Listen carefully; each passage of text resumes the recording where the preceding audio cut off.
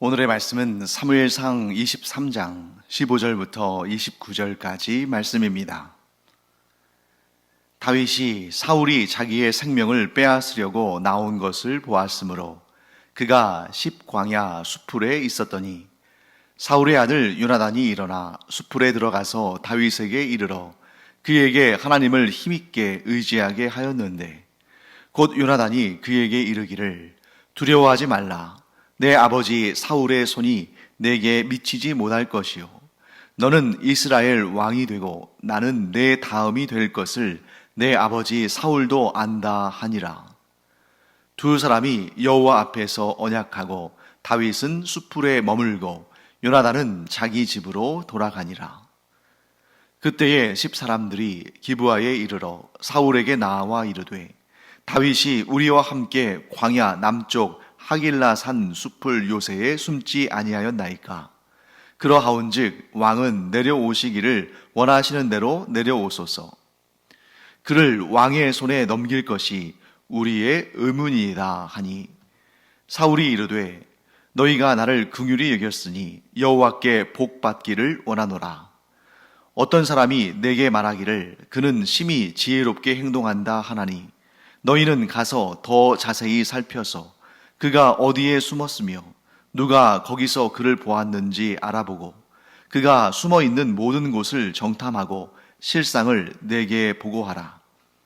내가 너희와 함께 가리니 그가 이 땅에 있으면 유다 몇 천 명 중에서라도 그를 찾아내리라 하더라. 그들이 일어나 사울보다 먼저 시브로 가니라. 다윗과 그의 사람들이 광야 남쪽 마온 광야 아라바에 있더니 사울과 그의 사람들이 찾으러 온 것을 어떤 사람이 다윗에게 아뢰매 이에 다윗이 바위로 내려가 마온 황무지에 있더니 사울이 듣고 마온 황무지로 다윗을 따라가서는 사울이 산 이쪽으로 가매 다윗과 그의 사람들은 산 저쪽으로 가며 다윗이 사울을 두려워하여 급히 피하려 하였으니 이는 사울과 그의 사람들이 다윗과 그의 사람들을 애워싸고 잡으려 함이었더라. 전령이 사울에게 와서 이르되 급히 오소서. 블레셋 사람들이 땅을 침노하나이다. 이에 사울이 다윗 뒤쫓기를 그치고 돌아와 블레셋 사람들을 치러 갔으므로 그곳을 셀라 하마느곳이라 칭하니라. 다윗이 거기서 올라가서 엔게디 요새에 머무니라. 우리가 이전에 다윗이 요나단 곧 사울왕의 아들인 요나단의 도움으로 도망을 칠 수 있었던 그 내용을 공부한 적이 있습니다. 그때 다윗은 바위 뒤에 숨어 있다가 요나단의 신호를 듣고 이제 도망치게 되는 거죠. 그때에 바위에서 나온 다윗과 요나단이 서로 이제 작별 인사를 하며 부둥켜 안고 또 서로 눈물을 흘리며 이렇게 헤어진 적이 있었습니다. 그때 다윗이 더욱 심히 울었죠. 아마도 그때는 다시는 요나단을 만나지 못할 것이다. 왜냐하면 요나단은 자기를 죽이려고 하는 사울 왕의 아들이기 때문이죠. 그런데 그때 정말 다시는 못 볼 사람인 것처럼 울면서 헤어졌습니다만 오늘 본문에서 한 번 더 만남이 있고 이 만남이 다윗과 요나단의 마지막 만남입니다. 요나단이 참 귀한 사람인 것이 자기의 아주 절친한 친구인 다윗이 고난 가운데 있을 때에 그를 찾아가서 만납니다. 우리가 누군가 이렇게 어려운 상황 가운데 있을 때에 사실 만나기가 쉽지 않죠. 어떻게 받아들일지를 모르니까요. 하지만 진정 우정을 가지고 사랑을 가지고 아끼는 사람이라면 그렇게 힘들 때에 만나는 것이 또한 참 귀한 사랑의 표현일 수 있습니다. 그래서 어떤 사람은 위기에 처하고 고통 가운데 있는 사람을 돕기 위해서 물질적으로 도움을 주기도 하고 또 어떤 경우에는 함께 슬퍼하기도 하고 또 어떤 경우에는 그 원수에 대해서 함께 분노하기도 하겠죠. 그렇게 감정적으로 위로를 줄 수도 있습니다. 물질적인 위로, 감정적인 위로. 함께 있는 것만으로도 위로가 되는 거죠. 하지만 무엇보다 최고의 격려는 바로 오늘 요나단이 다윗에게 한 것처럼 하나님을 의지하도록 그 믿음을 격려하는 일입니다. 믿지 않는 사람들은 이건 별 도움이 되지 않는다고 생각해요. 지금 위기에 처한 사람, 그에게 실질적인 도움을 줘야지. 그에게 필요한 것이 물질이라면 물질을 주고, 그에게 필요한 것이 그 원수에 대해서 욕을 하는 거라면 함께 욕해주고, 그래서 이런 실질적인 도움을 줘야지 하나님을 믿으라 하는 말이 얼마나 공허한 말인가. 믿지 않은 사람들은 그렇게 생각합니다. 하지만 우리 믿음의 사람들은 분명히 한 가지 사실을 공통적으로 고백합니다. 그것이 뭐냐면 사람이 아무 일도 할 수 없는 그때 오직 하나님이 일하신다. 또한 사람이 자기의 지혜로 자기의 힘으로 무엇인가 할 수 있을 것 같은, 혹은 내가 무엇인가 도와줄 수 있을 것 같은 그런 상황에서도 사람의 구원은 오직 하나님께 있는 것이다. 그러므로 아무리 힘든 상황에서도, 아무리 처절한 상황에서도 오직 하나님만 믿고 의지하고 따르는 삶이 그 문제를 해결하는 유일한 방법이다 하는 것을 알려주는 것. 이미 알고 있죠. 다윗이 모를 리가 없지 않습니까? 다윗 같은 믿음의 사람이 하나님을 믿고 의지하는 것이 나의 유일한 해결책이다, 나의 유일한 구원의 방법이다. 왜 모르겠습니까? 그러나 그 믿음을 함께 격려하고 세워주는 사람이 있다는 것이 얼마나 큰 위로가 되고 복이 되고 힘이 되는가.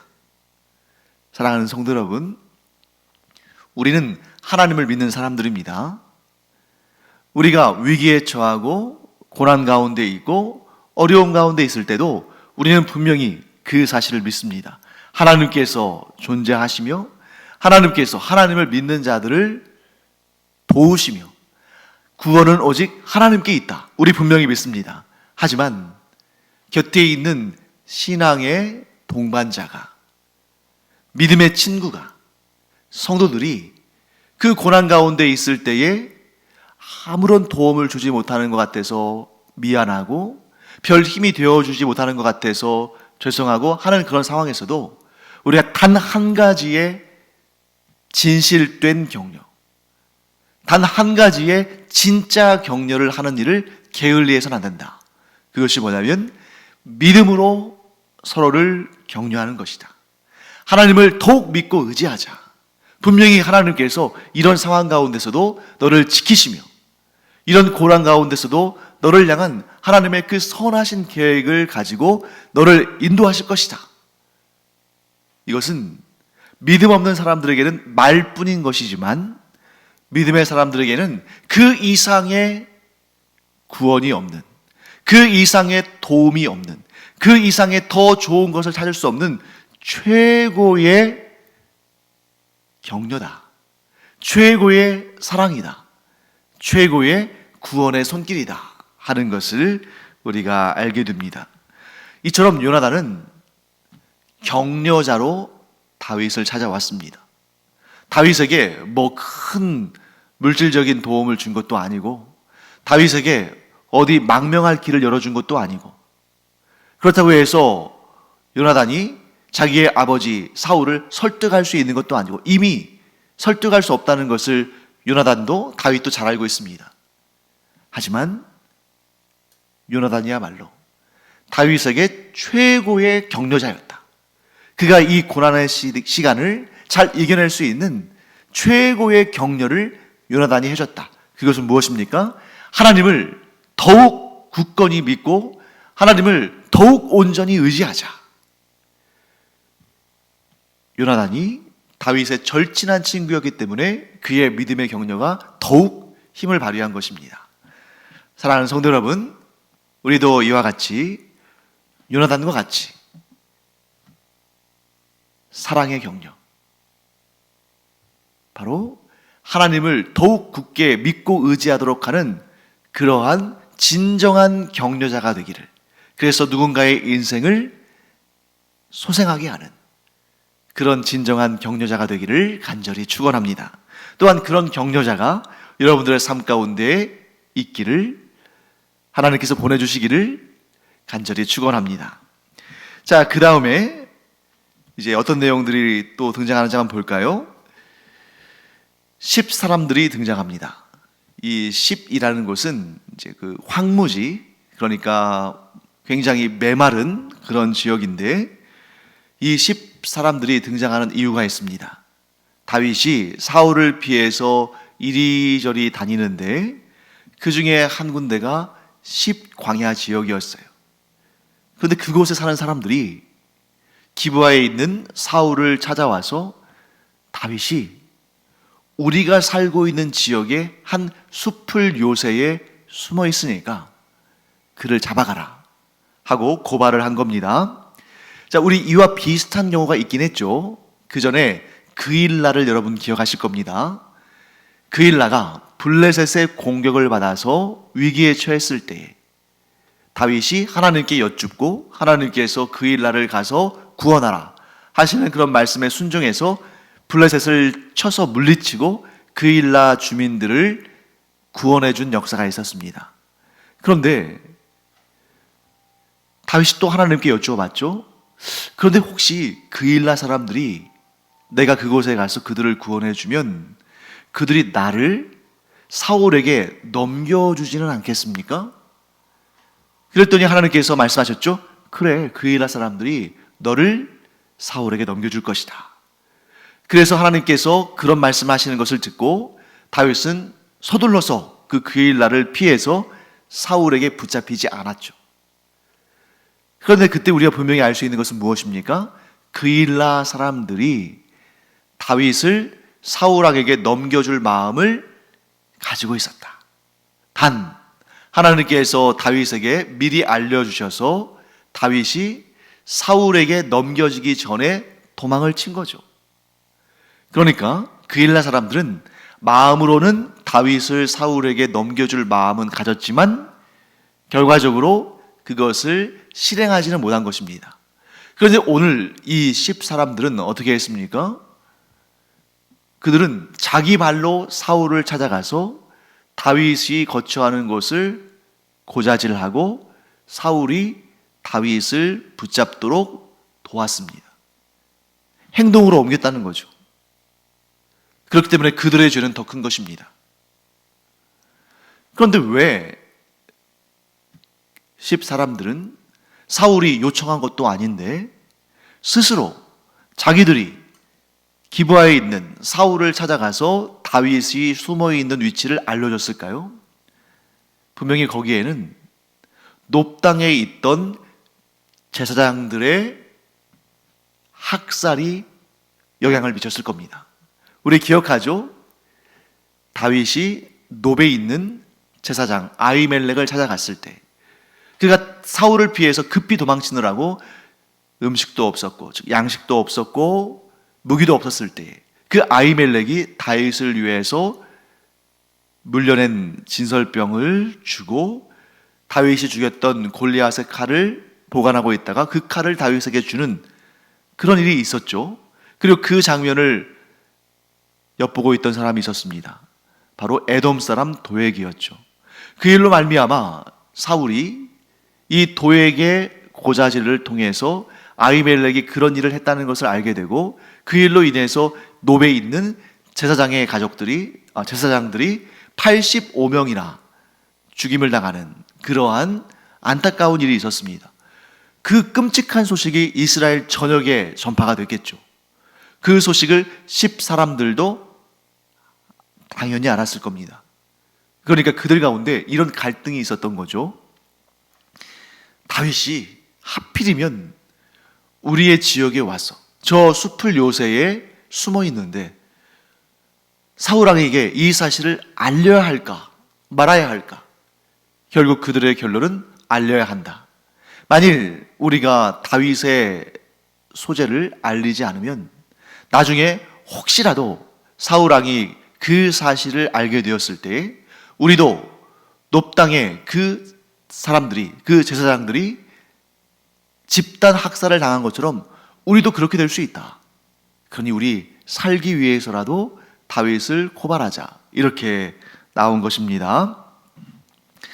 그때에 이 10 사람들이 사울에게 가서 다윗이 숨은 곳을 알렸을 때에 사울은 그 사람들을 칭찬하면서 너희가 나를 긍휼히 여겼으니 여호와께서 너희에게 복 주시기를 원한다 하고 심지어 그들을 축복하기까지 합니다. 그리고 그들에게 뭐라고 합니까?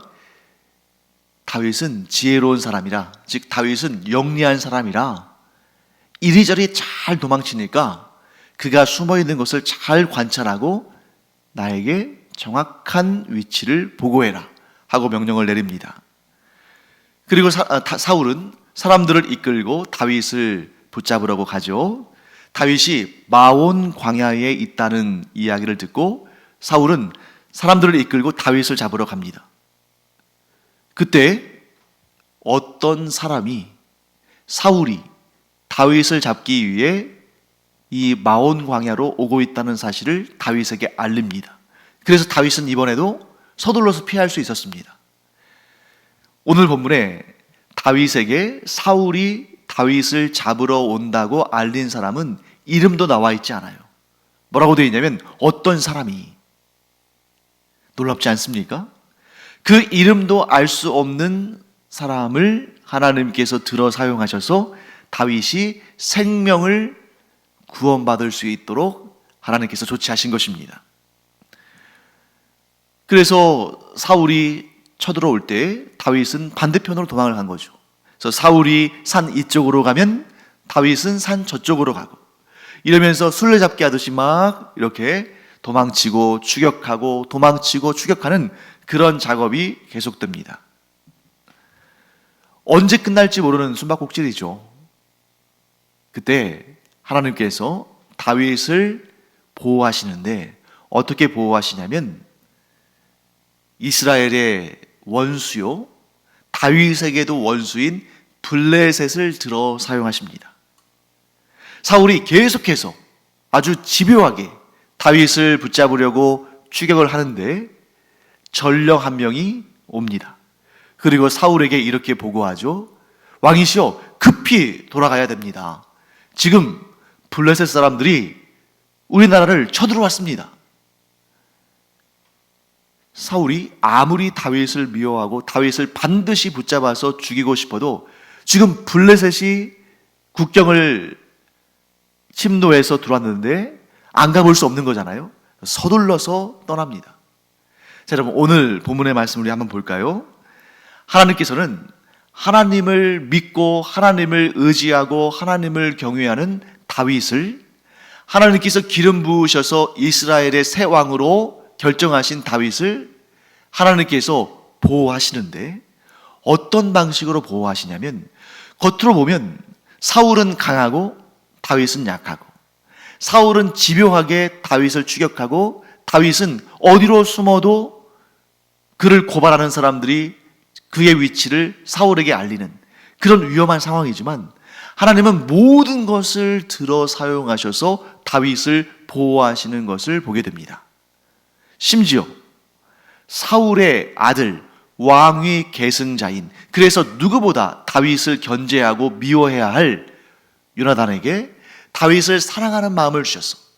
그가 하나님을 믿는 믿음과 하나님을 의지하는 마음을 다윗에게 격려해 주는 그런 최고의 조력자로 사울왕의 아들을 사용하시고, 또 방금 전에 우리가 보았던 것처럼 그 이름도 얼굴도 알지 못하는, 그래서 역사에, 성경에 단지 어떤 사람이라고 소개되어 있는 그 사람을 통해서도 하나님께서 사울이 다윗을 추격한다는 소식을 다윗에게 전하셔서 다윗이 급히 도망쳐서 그 생명이 죽임을 당하지 않게 되고, 심지어 하나님께서 이스라엘의 원수요, 사울의 원수이며 다윗에게도 원수인 그 블레셋, 아무짝에도 쓸모없고 이스라엘을 괴롭히기만 하고 이스라엘에게 정말 고통만 주는 그런 블레셋마저도 하나님께서 들어 사용하셔서 다윗을 구하십니다.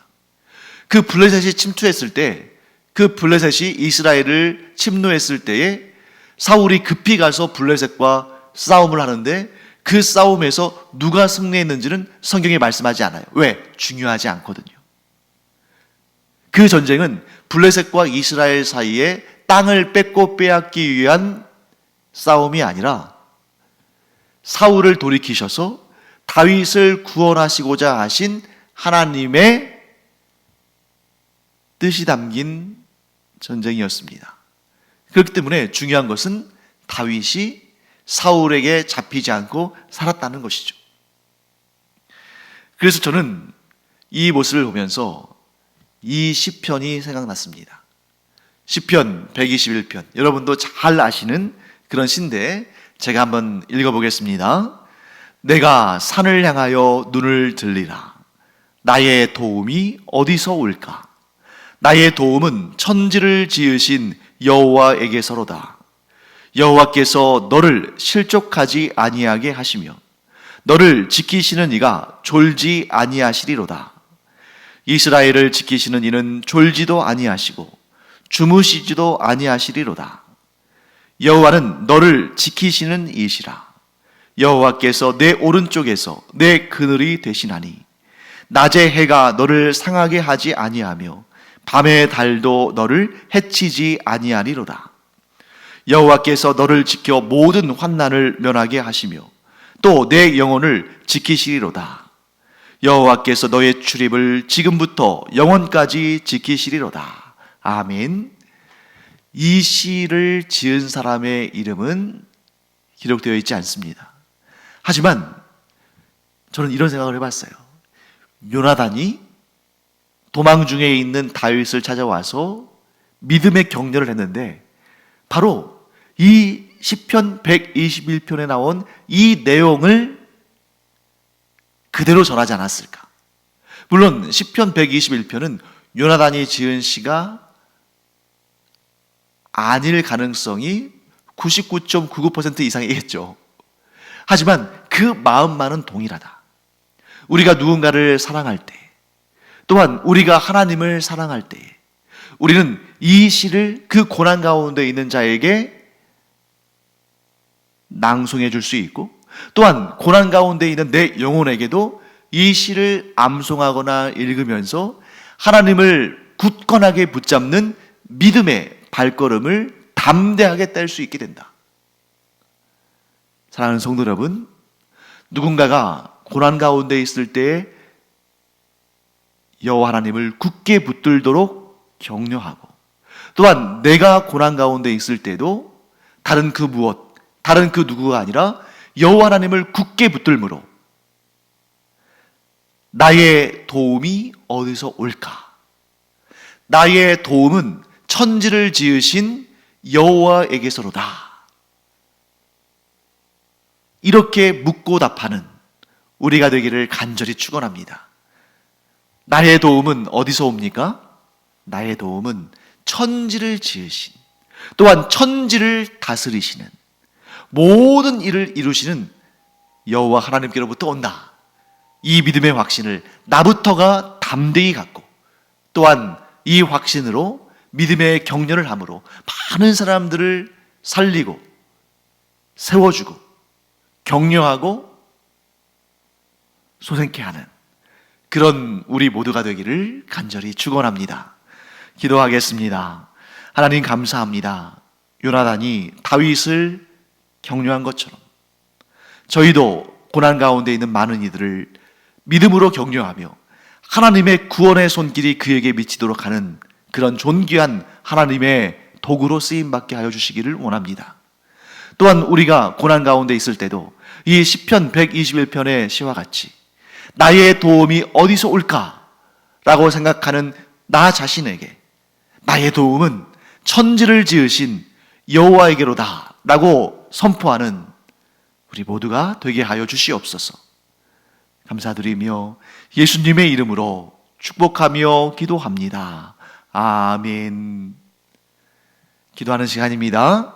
기도하는 나 자신에게 이렇게 물어보십시오. 나의 도움이 어디서 올까? 그리고 우리는 분명히 이런 믿음으로 화답하기 바랍니다. 나의 도움은 천지를 지으신 여호와에게서로다. 기도하겠습니다.